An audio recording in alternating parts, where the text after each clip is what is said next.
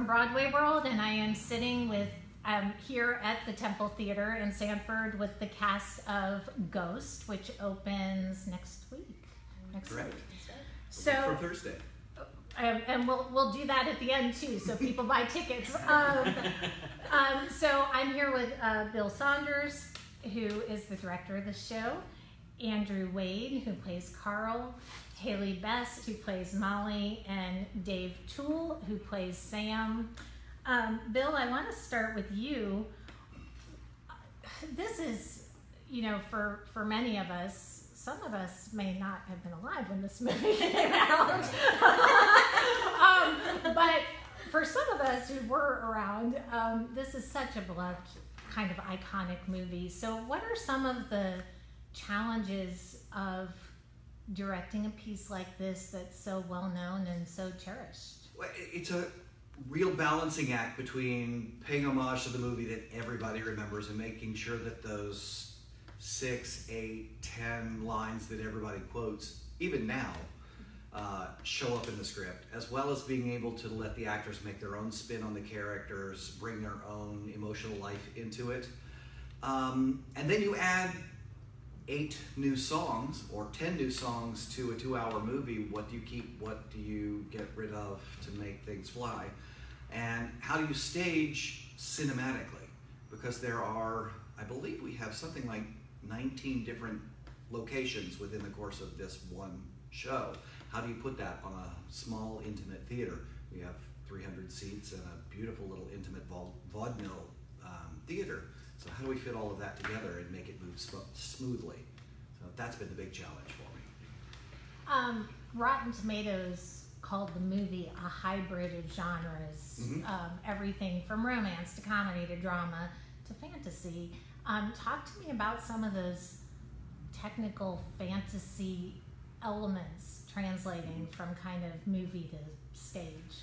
Well, even back in the 90s in the movie, the fantasy elements were CGI, and it was very early CGI. So in doing some research for this about 3 months ago, I went back to watch it, and that CGI is terrible. The ghosts and the demons are really, really bad. But we're trying to stay true to that, but bring stage magic to it instead of computer magic or even illusion magic. On the Broadway stage, they brought in a nationally renowned illusionist who built tricks for magicians all over the world. And it didn't really work. It was such a huge show. It was 35 people in a cast in a show about 4 people. So we lost the heart and the soul of the musical because everything was going on around it. When Mark Robin at the Fulton Opera House revisited the show a couple of years after it closed on Broadway, they wanted to bring it back down to the relationship between those 4 people, between Sam and Molly, between Sam and Oda Mae, between Molly and Carl, between Sam and Carl.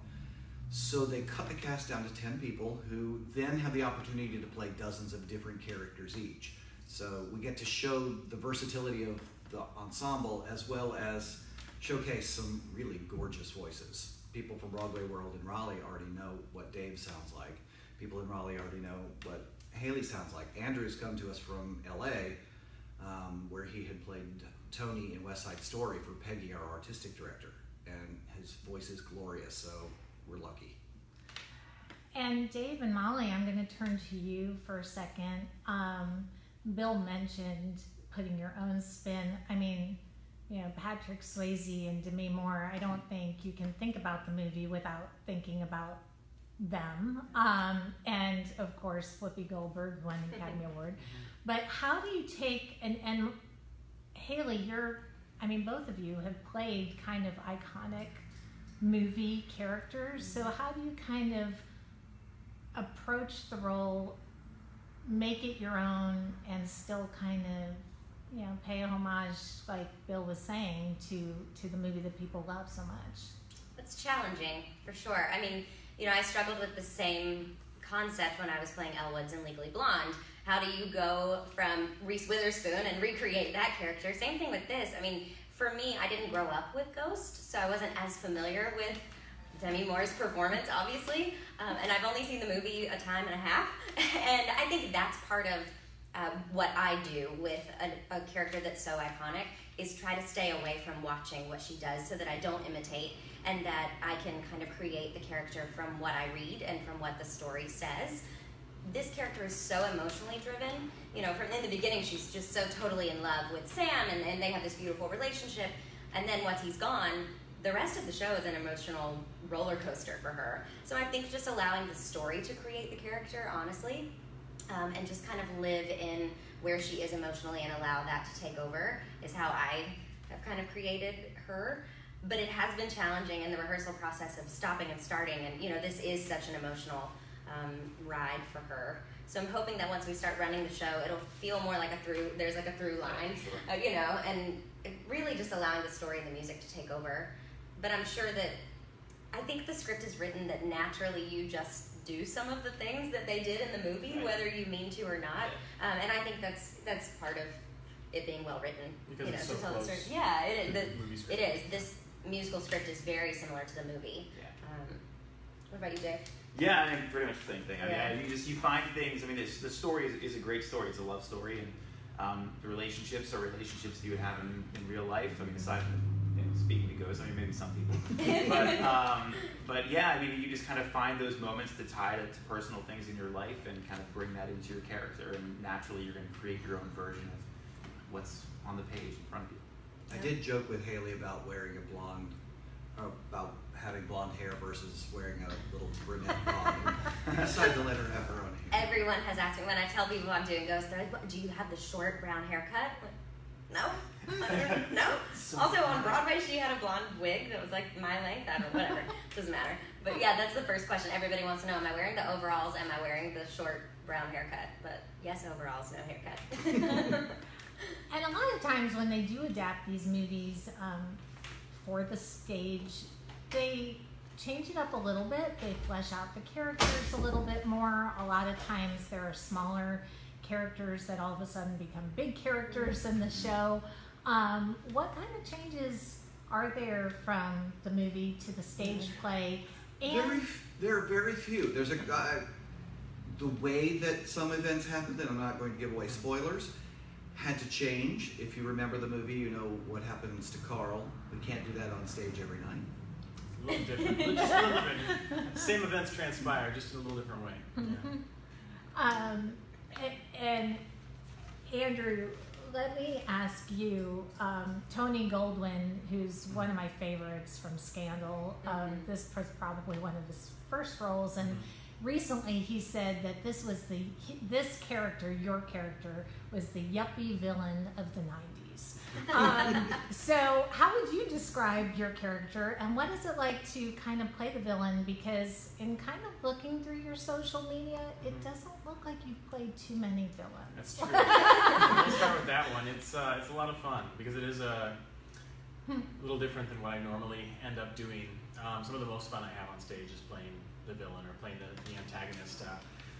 One of the first villains I ever played was Oren Scrivello, DDS in Little Shop of Horrors, the dentist, and that was some of the most fun I had ever had on stage up until that point in my career. Carl's interesting because he's not your typical villain in that his goal is not to physically hurt anyone. That is not where he comes from, and as an actor, you can't really view your character as a villain to begin with because you need to find the motivation and the sympathy and find what his goals in life are, and it's not necessarily, and that he wouldn't view those things as bad things necessarily, or he wouldn't do them, you know? Like, he does not view them at the same level as other people in this show, as other people in life. Otherwise, he wouldn't be a part of them. And some things that happen in this show, I mean, I guess we all know what happens in this show. You know, Sam's a ghost, so how'd he get there? Carl, he makes some choices. He makes some questionable moral choices, and those lead to consequences that he doesn't foresee. And then he has to deal with that and reconcile that, and ultimately he goes further and further, and he finds himself deeper and deeper in this world of villainry. Good word. Thanks. Well, It's like and I think Shakespeare. it's interesting because kind of unlike the dentist in Little Shop of Horrors, where he's just a bad guy, and Carl, you don't get the sense that he started out as a bad guy. No, absolutely not. His love for Sam and Molly is real. I mean, it's they are as close as three friends can be, and ultimately, he tears himself away from that by his actions, and can't get back there. He is not strong enough to really, work his way out of the hole that he's dug himself into. And so he continues and continues and continues to try to fulfill what he thinks is the right thing to do for himself, which is to get that money, which is to, now that Sam is gone, now that people are looking into it, and Oda Mae shows up, and he can't have any that getting out, and so then it goes further and further, and he kind of goes off the deep end, emotionally, and mentally. So. But if you don't have a charming actor to play Carl, you've lost the audience to begin with. And we're very lucky that the charm and the likability in the first few scenes, these guys play well with each other. And we've done a little bit of bit work in there that we kind of show their relationship as college friend goofballs who have made it big and are moving up in the world. Well, and it has to be believable because you like Molly and Sam so much from the start that you have to believe that they're actually friends. You can't just believe, it has to have that believability that they're kind of these lifelong friends. Yeah, that they would have Carl in their life. Right. That he is a true friend of theirs, and so it's really important to the development because it's a big reveal when you find out that Carl's involved. That's not something that is expected in the beginning. And I feel like we should backtrack a minute because there may be some people in the world that have not seen this movie 1.5 times or that are kind of on the younger side who may just be interested in the music because they've heard the music, which is really beautiful. Some of the songs in this show are really beautiful. So I guess I'll just throw it out there. Tell me what Ghost is about. Obviously it's a love story between Sam and Molly, but anybody? The musical, what it's about? What the musical is about? Without giving away the plot? Without giving it too much away? So Ghost is about, I think it's about connection. I think it's about how love transcends beyond, just this life. And really kind of finding what's important to you and holding on to those things.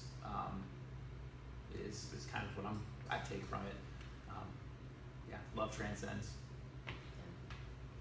If you want to tag one. Short plot points, it's a couple that's in love, and Sam is murdered, and over the course of the film or the musical, Sam enlists the help of a psychic, Oda Mae Brown, which was Whoopi Goldberg's Oscar-winning role, the first one that she won for.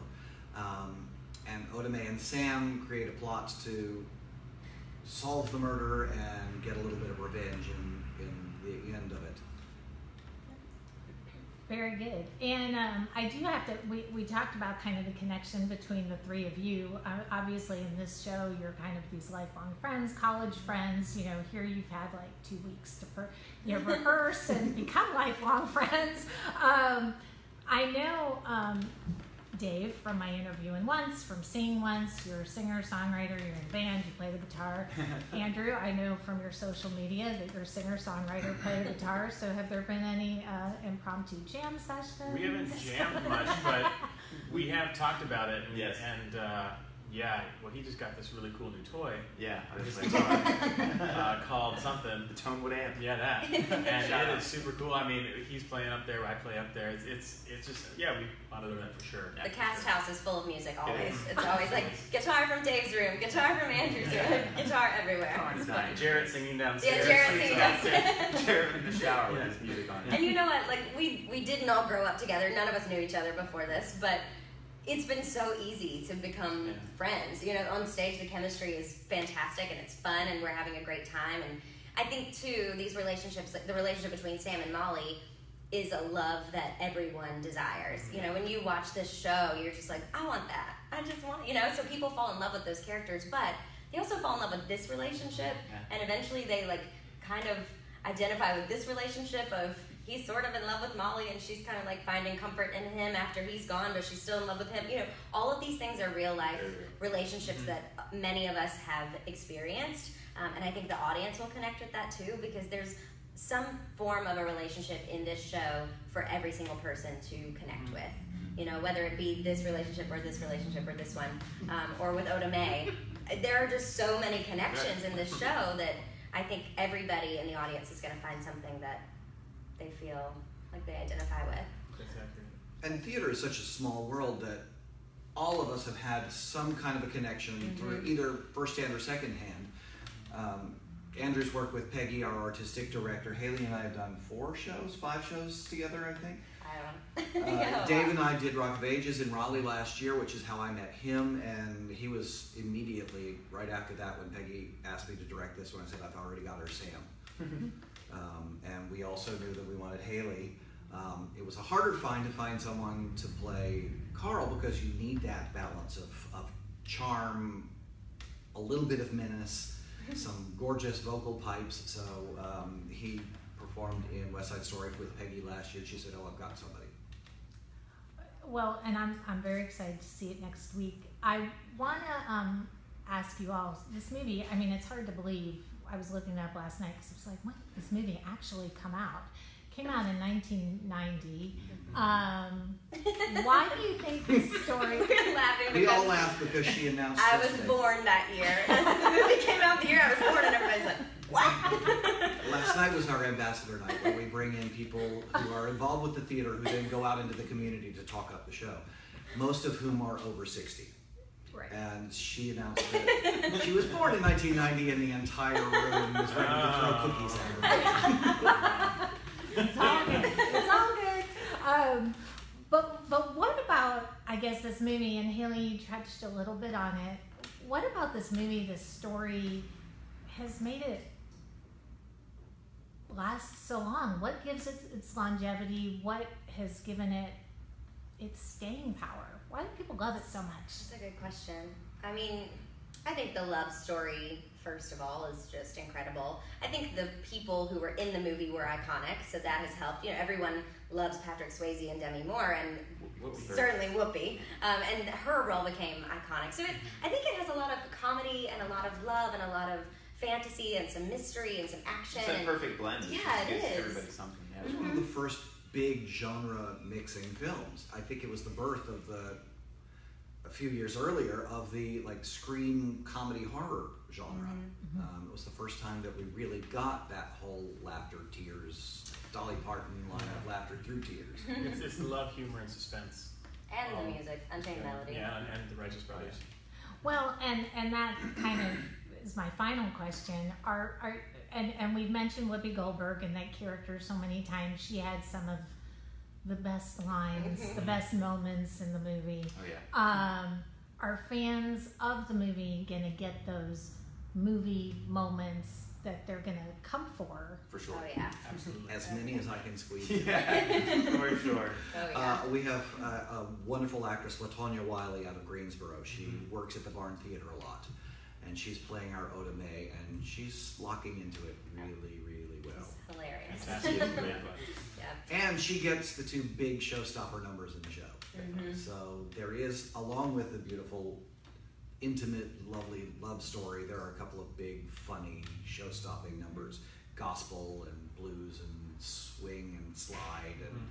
And most of those famous lines that people still quote are in the show. And Unchained Melody is obviously in the show. You know, that's the iconic song. And this one gets to play the guitar and sing that song, and it's beautiful.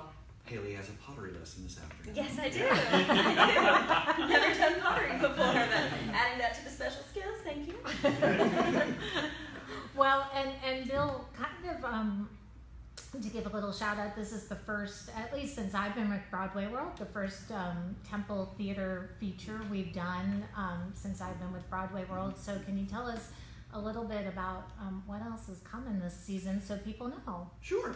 We are following this one up with It's a Wonderful Life, the radio play, which will start performances, I believe, right before or right after Thanksgiving, and run through till about December 22nd.